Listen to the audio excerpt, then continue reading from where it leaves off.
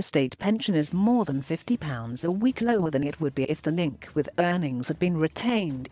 Britain's state pension is still lagging £50 a week behind where it would be if the link with earnings had never been broken, Commons data have revealed as the Labour left pressures Sir Keir Starmer to oppose the suspension of the triple lock. The government has signalled it is preparing to raise the pension by less than average earnings this year, in light of the unique economic circumstances created by the COVID-19 pandemic.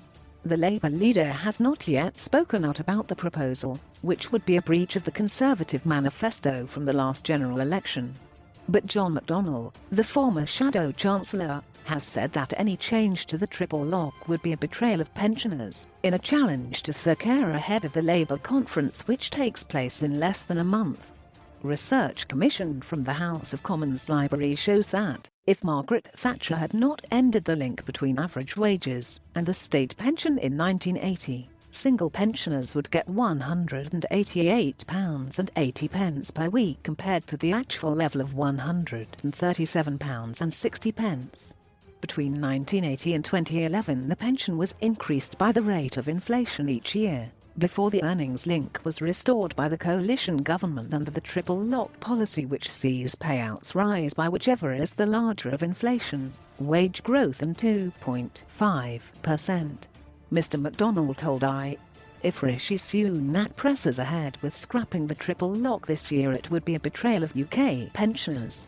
UK pensioners have been ripped off for 4 decades since Margaret Thatcher cut the earnings link. The triple lock had cross-party support because it began to right this long-standing wrong.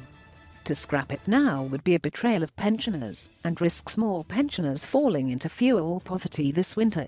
The intervention will be seen as an attempt to pressure Sir Keir into more vocal opposition towards the government's policies. The Labour leadership has so far concentrated its criticism on the upcoming end of the £20 a week uplift to universal credit, but the party's left wing will attempt to mobilise activists at the annual conference to endorse more radical policies. The triple lock is likely to be suspended to avoid an extra £4 billion charge to the Treasury resulting from the rebound in average earnings, which has come after a severe but short-lived slump in 2020 thanks to the effects of the pandemic and lockdowns.